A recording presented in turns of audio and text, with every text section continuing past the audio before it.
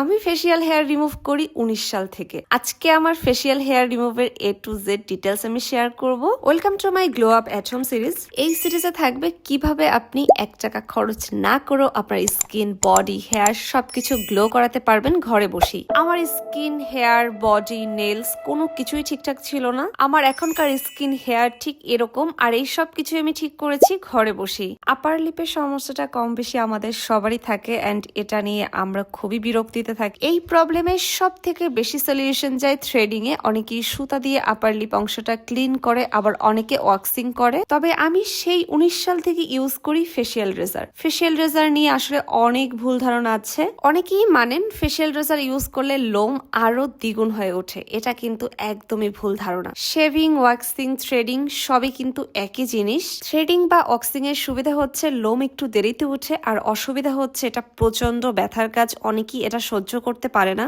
Shaving এর সুবিধা হচ্ছে এটা একদমই ব্যথা মুক্ত, আপনার কোনো ব্যথাই আসবে না, উল্টা আপনার স্কিনকে অনেক ভালো করে এক্সফোলিয়েট করবে। আর অসুবিধা হচ্ছে এই প্রসেসটা একটু স্বল্প মেয়াদি, আপনাকে কিছুদিন পর পরই শেভিং করতে হবে। এবার আমার কাছে 2 থেকে 3 সপ্তাহের মতো কোনো ফেসিয়াল রেজাল্ট ছিল না, তাই আমার স্কিনটাকে আমি ক্লিন করতে পারিনি। এই 2 থেকে 3 সপ্তাহে কিন্তু আমার দাড়ি কোপ গজিয়ে যায় নাই, তাই দাড়ি কোপ গজানোর ভয় একদমই পাবেন না। আমি কিভাবে ফেসিয়াল রেজার ইউজ করি সেই প্রসেসটা দেখাচ্ছি। আমি আমার স্কিনটাকে প্রথমে ভালো করে পানি দিয়ে ভিজিয়ে নেই। অনেকেই ফেসিয়াল অয়েল, অ্যালোভেরা জেল, আরো অনেক কিছু ইউজ করেন, বাট আমি সবসময় ইউজ করে আসছি একটা ফেস ওয়াশ। তবে ফেস ওয়াশটা যাতে কোনো অ্যাক্টিভ ইনগ্রেডিয়েন্ট যুক্ত কোনো ফেস ওয়াশ না হয়, আমি এখানে ইউজ করছি ইনসেল লো পিএস ফেস ওয়াশটা। রেজার ইউজ করার একটা ছোট্ট রুলস আছে, কখনোই আপনি নিচ থেকে রেজার ইউজ করতে পারবেন না। সবসময় উপর থেকে আপনাকে রেজারটা নিচের দিকে টেনে আনতে হবে। এই কাজটা করতে হবে খুবই হালকা হাতে আর খুব মনোযোগ দিয়ে। একটু ভালো করে দেখেন, আপার লিপেও কিন্তু সেম। আমি উপর থেকে নিচের দিকে রেজারটা আনছি, নিচ থেকে কিন্তু আমি উপরের দিকে নিব না। ফেসিয়াল রেজার ইউজ করার পর থেকে আমি কখনো আইব্রো প্লাক অব্দি করিনি। আমি সবসময় ফেসিয়াল রেজার দিয়ে আমার আইব্রোসটাকে ক্লিন করি। অ্যাক্টিভ অ্যাকনের উপরে কিন্তু ফেসিয়াল রেজার ইউজ করা যায় না। আপনি অ্যাকনের অংশটা বাদ দিয়ে বাকি অংশে ইউজ করবেন। কারো স্কিন যদি অতিরিক্ত সেন্সিটিভ হয় তাহলে কিন্তু ফেস ওয়াশ ইউজ করে ফেসিয়াল রেজার ইউজ করা যাবে না।